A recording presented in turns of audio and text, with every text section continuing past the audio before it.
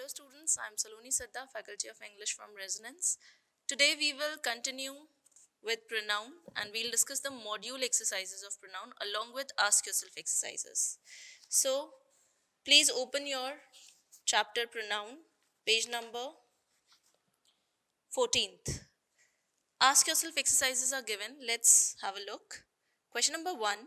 On their wedding day, they gave dash gold rings. On their wedding day, they gave each other gold rings. दो जनों की बात हो रही है वेडिंग डे पर. ऑफ कोर्स रिंग्स कौन एक्सचेंज करता है? ब्राइड एक्सचेंज करती है किसके साथ? ब्राइड ग्रूम के साथ, दूल्हा दुल्हन. ओके, सो ईच अदर आएगा. दो से ज्यादा लोग होते तो वन अनदर आता. Second question. Everybody can do something, but nobody can do everything. The pronoun given in bold is. अब यहाँ पर everybody जो है वो bold दिया हुआ है, थोड़ा dark है, and everything. तो यहाँ पर किसी specific person की बात नहीं हो रही है. It means we are talking about someone non-specific. So it is an indefinite pronoun. Third question. Answers are already written on the board. You can please copy them. And I'm also explaining you along with that. Question 3. The couple dash child died, donated his toys to the orphanage. Orphanage क्या होता है? Orphanage वो जगह होती है जहाँ पर जो बच्चे अपने पेरेंट्स को खो देते हैं, ठीक है, वो रहा करते हैं वहाँ पर. So the couple whose child died, यहाँ पर whose आएगा. Whose is actually a relative pronoun. अब ये आपको लगेगा कि ये तो एक question word है. यहाँ पर इस सेंटेंस में ये इंटेरोगेटिव प्रोनाउन की तरह नहीं यूज हुआ, ये इंटेरोगेटिव एडजेक्टिव की तरह नहीं यूज हुआ, ये किसकी तरह यूज हुआ है? ये यूज हुआ है एक रिलेटिव प्रोनाउन की तरह. क्यों? I have written a note, just have a look. Relative pronoun whose, ठीक है, is used in place of possessive pronoun. Possession बताने के लिए हम इसे यूज कर सकते हैं. तो एग्जाम्पल है आपके सामने, the couple whose child died. अच्छा, एक चीज और मैं आपको बताना चाहूंगी. whose का एक और यूज होता है, जैसे हम बोले whose book is this. Now you tell me, here I have used whose. Is it a pronoun? It is understood that we are using a question word over here. यहाँ पर हम एक question के फॉर्म में use कर रहे हैं whose को, तो ये इंटेरोगेटिव केस है. बट क्या ये इंटेरोगेटिव प्रोनाउन है? No. I told you,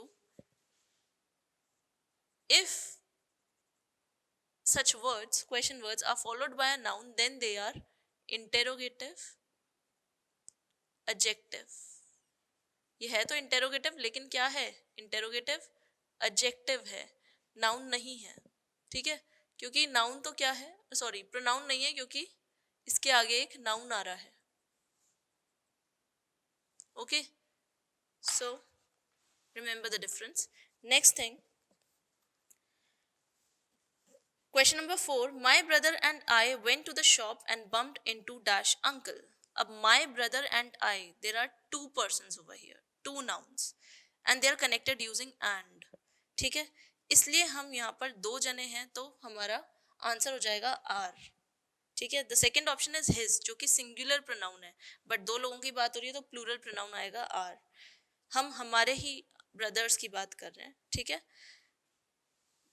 my brothers means मेरे brothers, तो are. Fifth, there are the girls, these are the girls whose books were stolen. Whose is dash pronoun. अब यहाँ पर whose question पूछने के लिए नहीं यूज हुआ है, यहाँ पर whose यूज हुआ है रिलेटिव प्रोनाउन के सेंस में. ठीक है, सो whose is a relative pronoun over here. I told you relative pronoun को हम एक पजेसिव केस की तरह यूज कर सकते हैं. मतलब whose को यहाँ पर लिखा है मैंने, whose is used in place of possessive pronoun. So these are the girls whose books. किसकी books? Whose book, girls की book. So next ask yourself exercise given on the same page. One should not waste dash time. अब one का possessive case होता है ones, O-N-E-S apostrophe S. So his is the wrong answer. Question number 2. Either Rohan or his friend has submitted. Now I told you when two pronouns are connected using either or, then we are talking about one person and it will use singular verb and singular pronoun as well. So either Rohan or his friend has submitted his work. ठीक है, either और से connect हो रहे हैं इसलिए singular हम pronoun को use करेंगे. Third question, every teacher and every student should do. Every teacher and every student, I told you, whenever nouns are qualified by each or every, they will take a singular verb and they will take a singular pronoun. So यहाँ पर every teacher and every student should do his duty. Okay. Fourth question, the poet and the writer have done dash best. अब यहाँ पर please pay attention, the poet and the writer ऐसे लिखा हुआ है. So poet and the writer लिखा है means the लगाया है मैंने पोएट के आगे भी एंड द लगाया है मैंने राइटर के आगे भी. तो द दोनों जगह आया मीन्स ये दोनों, ये एक अलग इंसान है और ये एक अलग इंसान है. It means there are two persons. ठीक है, two persons are there, so we will use plural pronoun. Plural pronoun will be used.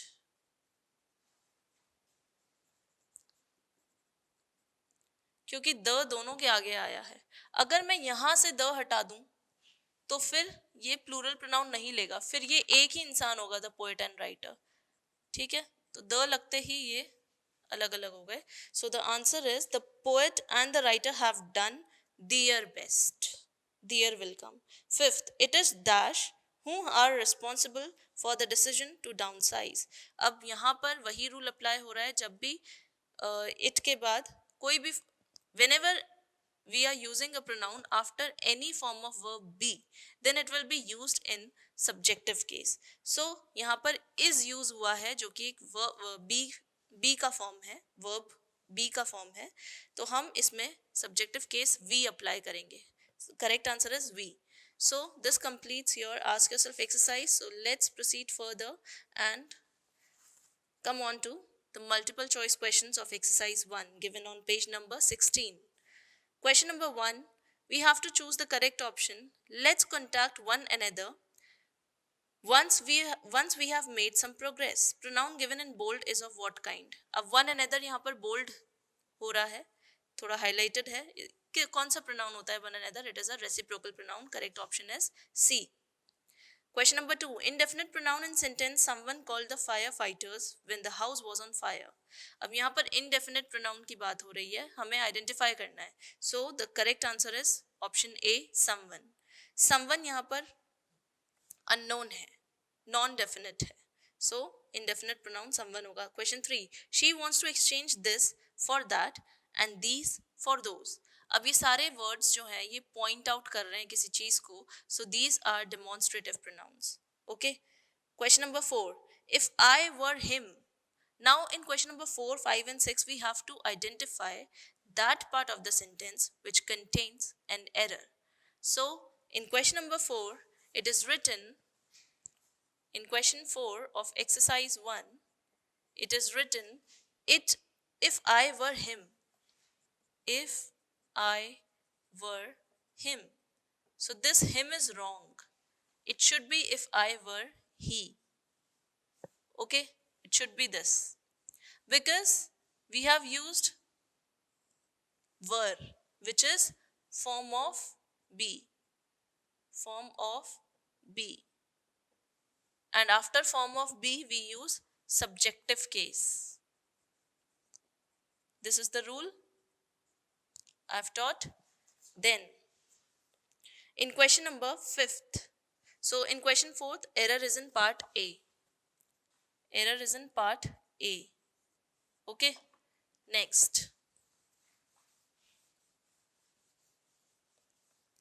question number 5, India and Pakistan should cooperate with one another in this matter. Now India and Pakistan, we are talking about two nations. Okay, so whenever we are talking about two, we will use reciprocal pronoun each other. Each other दो के लिए और one another दो से ज़्यादा के लिए. So the error is in part C in question number 5. Error is in part C. इसमें क्या प्रॉब्लम है? इसमें one another गलत है. The correct answer is each other, because we are talking about two. Question number 6, one should do your duty. Now error is clear. It is in second part, question number 6. Error is in part B. Instead of your, we will write the possessive case, it should be one's. Because one का possessive case one's होता है. So one should do one's duty honestly and sincerely. Question number 7 to 10. In these questions, we have to fill the given blank. The woman gave sweets to the children, but dash did not thank dash. अब देखो कौन किसको thank करेगा? जिसको जिसको sweets receive हुई हैं वो थैंक करेंगे स्वीट्स देने वाले को. तो किसने स्वीट्स दी थी और किसको दी थी? बच्चों को दी थी तो बच्चे थैंक करेंगे. Children will thank to the women. So children के लिए हम प्रोनाउन यूज करेंगे दे और वुमेन के लिए हम प्रोनाउन यूज करेंगे her. So the correct answer is they and her. Question number 8. The teacher said, John you're a naughty boy. Dash don't obey dash. अब यहाँ पर teacher is addressing whom? Teacher is addressing a boy name John. Teacher John से बोल रही हैं कि John तुम एक नॉटी बॉय हो, ठीक है, तुम मुझे ओबे नहीं करते, ठीक है. सो यू डोंट ओबे me is the correct answer. So the right option is you and me. Question number 9. The committee were divided in dash opinions regarding this issue. अब यहां पर जो कमिटी है वो एक कलेक्टिव नाउन है. Question number 9 में कमिटी क्या है? Committee is a collective noun. Committee is a collective noun. And it is written over here. They were divided. Committee were divided. ठीक है? तो यहां पर it represents. ठीक है? It represents separate individuals. यहाँ पर कमिटी सेपरेट इंडिविजुअल्स को रिप्रेजेंट कर रही है. Therefore, we will use plural pronoun their. The committee were divided in their opinions regarding this issue. Question number 10. Everyone announced dash plans in the presence of the president. अब everyone use हुआ है मतलब हर एक इंसान. हर एक इंसान. एक इंसान मीन्स सिंगुलर प्रोनाउन यूज होएगा. तो यहां पर everyone announced his plans in the presence of president. once इसलिए नहीं आया क्योंकि once तो one अगर यूज होता, अगर यहाँ होता one announced तो फिर हम यूज करते one's plans. लेकिन यहाँ everyone लिखा है, that's why we have used his over here. okay. अच्छा, कुछ स्टूडेंट्स को कंफ्यूजन होगा कि मैम हम हर भी तो यूज करते हैं, his ही क्यों यूज किया? आई explained this thing when I taught you noun. जब हम नाउन की बात करते हैं तो हम masculine, see Indian society is male dominant society. Okay, not only Indian but in the world male dominance is more. So whenever we speak in such sentences, when we are not sure which gender are we specifying, okay, which gender are we referring to, तो हम लोग क्या करते हैं उसमें his masculine gender को priority देते हैं. इसलिए हमने यहाँ पर हर नहीं लगाकर हिज बोला. हर लगाते हो वो भी गलत नहीं होगा, that is also correct. Okay, priority हमने डिसाइड करी हुई है कि हम मैस्कुलिन जेंडर को देंगे. So it should be his over here. Question 11 and 12 are based on true or false. 11th, I can't believe it's finally ours. मुझे विश्वास नहीं हो रहा कि वो फाइनली हमारा हो गया.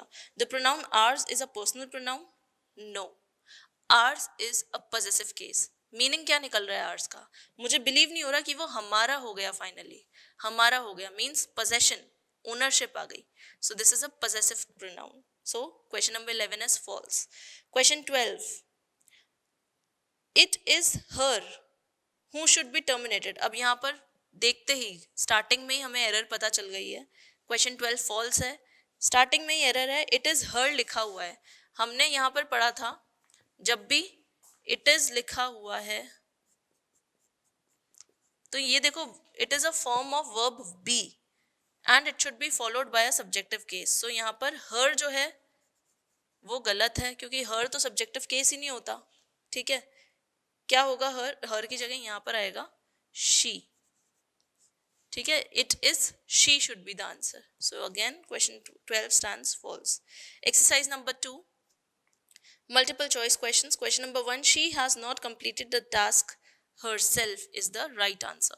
उसने काम अपने आप नहीं किया, ठीक है. Rest all this option stands incorrect. Question number 2, Lalita can dash find the lost key. Lalita can herself find the lost key. यहाँ पर herself क्या है, ये एक, यहाँ पर himself, him और his ये तो boys के लिए यूज होता है और herself फेमिनिन जेंडर के लिए यूज हुआ है, इसलिए we'll use option D in question number 2. Question number 3, dash Raj और कमल will come today. अब यहाँ पर दो ऑल्टरनेटिव्स हैं हमारे पास, ठीक है, या तो राज या कमल, तो इसमें क्या आना चाहिए, ईदर आना चाहिए. So option A is correct, either Raj और Kamal will come today. Question number 4, dash student of this class is allowed to go to the library. अब यहाँ पर स्टूडेंट ऑफ दिस क्लास लिखा है, स्टूडेंट्स नहीं लिखा. अगर यहाँ पर स्टूडेंट्स लिखा होता तो हम बोलते ऑप्शन बी इज करेक्ट, लेकिन यहाँ क्या लिखा है, स्टूडेंट मीन्स एक, तो मतलब ये क्वालिफाई हो रहा है एवरी से. So the correct answer is every student of this class is allowed to go to library. Option C is correct. Those और दीज ये यूज होते हैं प्लूरल के साथ और ऑल भी यूज होता है प्लूरल के साथ, लेकिन एवरी यूज होता है सिंगुलर के साथ, सिंगुलर सब्जेक्ट के साथ. Then fifth, dash has to look after one's own business. अब वंस लिखा हुआ है यहाँ पर पजेसिव केस में, तो अंडरस्टूड है हमारा सब्जेक्ट क्या होना चाहिए, one. So option D is correct. Question 6, dash pen is this. अब ये कुछ इसी तरह का केस है, बस यहाँ पर बुक की जगह क्या लिखा हुआ है, पेन लिखा हुआ है, ठीक है, यहाँ पर लिखा हुआ है पेन. कौन सा क्वेश्चन है ये, question number, it is question 6 of exercise 2. Exercise 2 question 6, whose pen is this. अब यहाँ पर जो whose है वो एक इंटेरोगेटिव एडजेक्टिव है because it is followed by a noun pen. Okay, so whose will come over there. देखो जो दूसरे ऑप्शंस दिए हैं, option A B and D, what नहीं आएगा क्योंकि किसी इंसान की चीज होगी कोई ना कोई, ऐसा थोड़ा ना किसी चीज की कोई चीज होती है, नहीं, किसी इंसान की चीज होगी. किसका पेन है यही तो पूछा गया, तो किसी इंसान का ही होगा, तो वॉट हम यूज नहीं करते पर्सन्स के लिए. हूँ हम सिर्फ पर्सन्स के लिए यूज करते हैं, लेकिन यहाँ पर पेन जो लिखा हुआ है, ठीक है, तो किसका पेन है उसके लिए हम हुज यूज करेंगे, विच भी नहीं यूज होएगा. Question 7, is sweeter than Honey. What is sweeter than honey is the correct answer. whom और which ये गलत ऑप्शंस हैं. who और whom तो यूज होता है पर्सन के लिए, और which भी नहीं यूज होगा because which is used with animals और things. लेकिन what क्या है स्वीटर, हनी से ज्यादा स्वीट क्या है, what आएगा यहाँ पर. It is an interrogative word actually.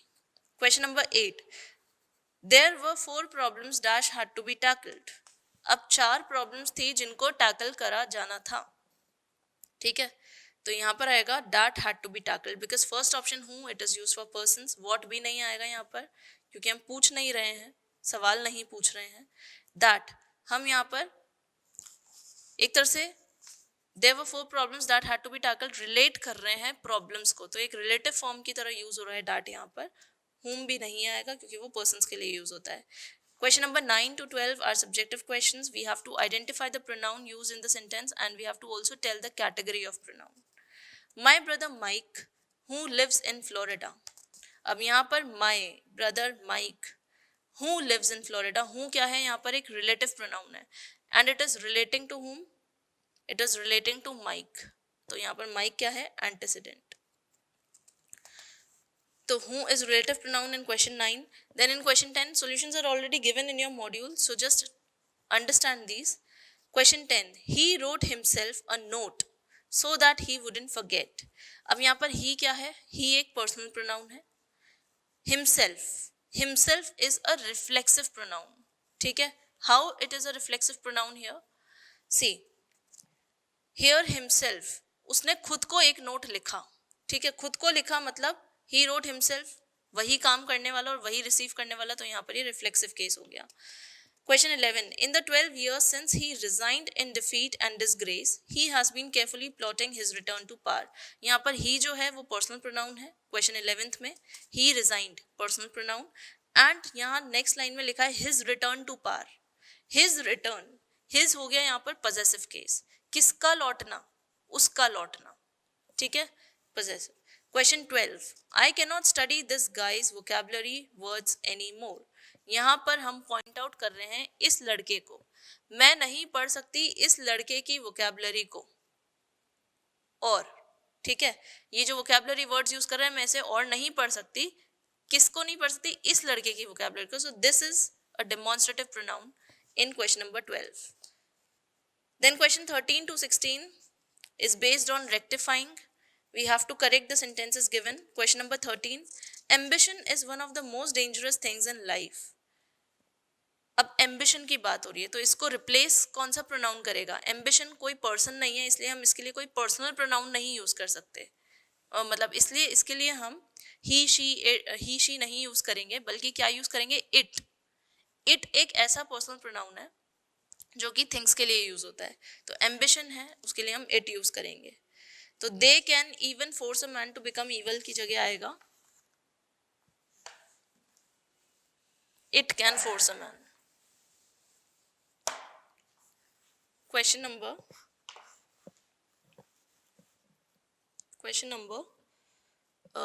13.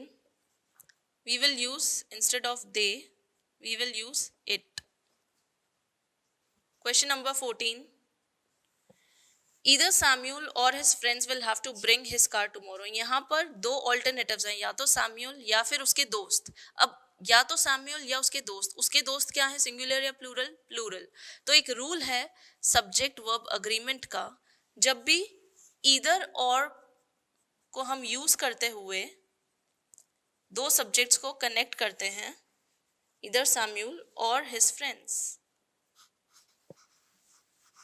जब भी हम दो सब्जेक्ट्स को ईदर और यूज करके कनेक्ट करते हैं,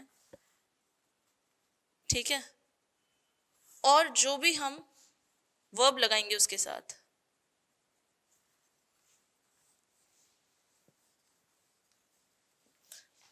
जो भी हम इनके साथ वर्ब लगाएंगे will have to bring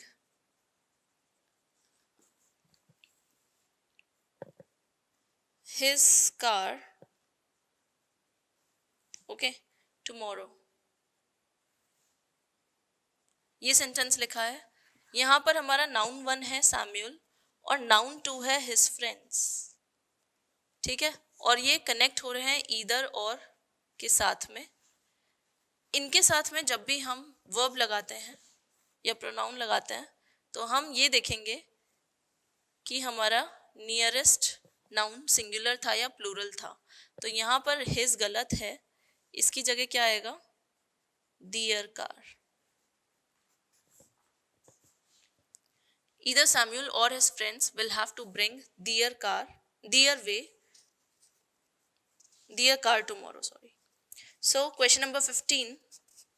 I hope question 14 is clear. The second last question of today's exercise. My brother and his wife were caught. अब my brother and his wife दो nouns हो गए हमारे पास, ठीक है. My brother, ये तो हो गया हमारा noun 1, and his wife ये हो गया हमारा noun 2. दो नाउन है कनेक्टेड यूजिंग एंड, तो हम इसके साथ में प्लूरल वर्ब लगाएंगे, were. Caught in the storm, on their way आएगा. यहाँ पर जो ऑन हर वे लिखा हुआ है, on her way, it is wrong. क्या आएगा, on their way. This is correct, this is wrong. Question 16, last question. If one doubts the truth of the man's accusations, अब यहाँ पर वन की बात हो रही है तो यहाँ पर पॉजेसिव केस वन आएगा, ठीक है. सॉरी, वन की बात हो रही है तो वी की जगह क्या आना चाहिए, वन आना चाहिए. So the correct answer is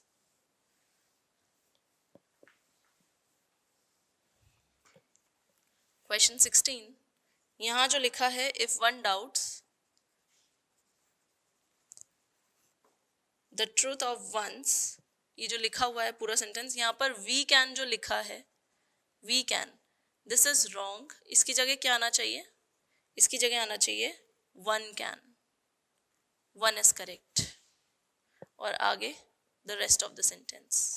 So this completes all the exercise questions of your pronoun, and in the next class we'll come up with a new topic. Thank you for watching And you have my number 8696159555. If you have any queries, feel free to ask your doubts. Thank you.